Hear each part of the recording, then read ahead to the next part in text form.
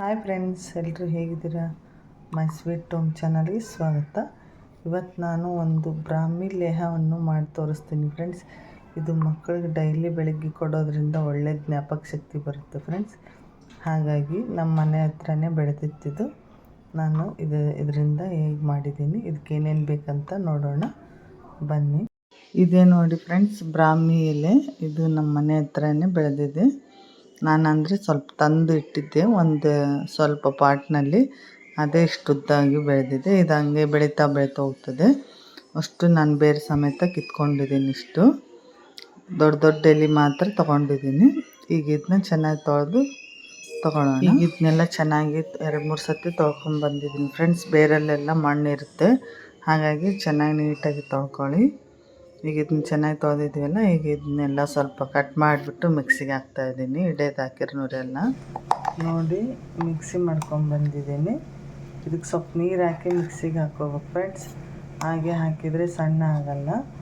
ಇಷ್ಟಾಗಿದೆ. ಒಂದು ಸತಿ ಸೋದಿಸ್ಕೊಂಡು ಮತ್ತೆ ಮಿಕ್ಸಿ ಮಾಡ್ಕೊಳ್ಳೋಣ. ಇದನ್ನ ಸೋದಿಸಿ ತಕ್ಕೊಂಡು ಮತ್ತೆ ಇನ್ನೊಂದು ಸತಿ ಮಿಕ್ಸಿ ಮಾಡ್ಕೊಳ್ಳೋಣ. ಈ ಥರ ನೋಡಿ ಅಷ್ಟು ಸೋದಿಸ್ಕೊಂಡಿದ್ದೀನಿ. ಇಷ್ಟು ರಸ ಬಂದಿದೆ.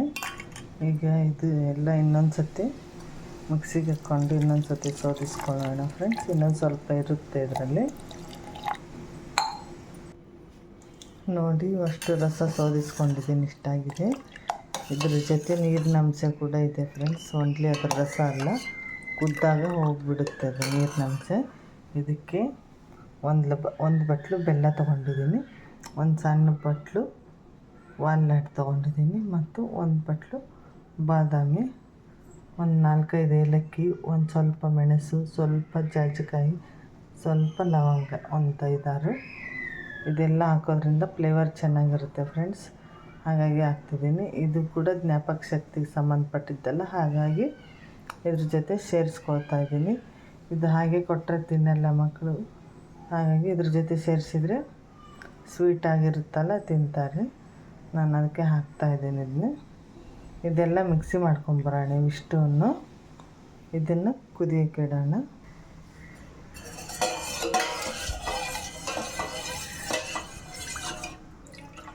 ಕುದೀಲಿ, ಇದು ನೀರಿನಂಶ ಹೋಗೋವರೆಗೂ ಎಲ್ಲ ಕುದೀಲಿ. ಅಷ್ಟರಲ್ಲಿ ನಾನು ಇದು ಮಿಕ್ಸಿ ಮಾಡ್ಕೊಂಬರ್ತೀನಿ. ನೋಡಿ ಈಗ ಕುದೀತಾ ಇದೆ. ಹೀಗೆ ಇದೆಲ್ಲ ನೀರು ಜಾಸ್ತಿ ಇದೆ ಫ್ರೆಂಡ್ಸ್. ಇದೆಲ್ಲ ನೀರಿನಂಶ ಹೋಗಿ ಬರೀ ರಸ ಮಾತ್ರ ಉಳಿಯೋವರೆಗೂ ಕುದಿಸ್ಕೊಳ್ಳೋಣ. ಹೀಗೆ ಕುದೀತಾ ಇರಲಿ ಇದು. ಈಗ ನೋಡಿ ಕುದ್ದು ಸ್ವಲ್ಪ ಕಾಲು ಭಾಗ ಆಗಿದೆ. ಈಗ ಇದು ಪೌಡ್ರ್ ಮಾಡ್ಕೊಂಡಿದ್ವಲ್ಲ, ಇದೆಲ್ಲ ಹಾಕ್ಕೊಂಡ್ಬಿಡೋಣ. ಇದು ಹಾಕ್ಕೊಂಡು ಚೆನ್ನಾಗಿದು ಒಂದು 10-15 ನಿಮಿಷ ಕುದೀಲಿ. ನೋಡಿ ಅದಕ್ಕೆ ಬಂದಿದೆ. ಈಗ ಆಫ್ ಮಾಡ್ಕೊಳ್ಳೋಣ. ಆರಿದ ಮೇಲೆ ಅದೇ ಗಟ್ಟಿ ಆಗುತ್ತೆ. Gas off ಮಾಡ್ಕೊಂಡ್ಬಿಡೋಣ.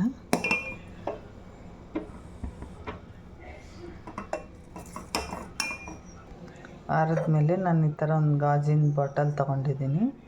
ಪ್ಲ್ಯಾಸ್ಟಿಕಲ್ಲಿ ಹಾಕಬಾರ್ದಂತ, ಹಾಗಾಗಿ ಇದರಲ್ಲಿ ಹಾಕಿಟ್ಕೊಳ್ಳೋಣ ಆರ್ಲೇದು. ನೋಡಿ ಈಗ ಕುದೀತಾ ಇದೆ. ಹೀಗೆ ಇದೆಲ್ಲ ನೀರು ಜಾಸ್ತಿ ಇದೆ ಫ್ರೆಂಡ್ಸ್. ಇದೆಲ್ಲ ನೀರಿನ ಅಂಶ ಹೋಗಿ ಬರೀ ರಸ ಮಾತ್ರ ಉಳಿಯೋವರೆಗೂ ಕುದಿಸ್ಕೊಳ್ಳೋಣ. ಹೀಗೆ ಕುದೀತಾ ಇರಲಿ ಇದು.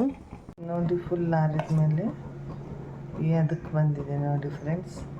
ಜೇನುತುಪ್ಪದ ಥರ ಆಗಿದೆ. ಇಷ್ಟಾದರೆ ಸಾಕು. ಈಗ ಇದನ್ನು ಒಂದು ಗಾಜಿನ ಬಾಟಲ್ಗೆ ಹಾಕಿಟ್ಕೊಳ್ಳೋಣ.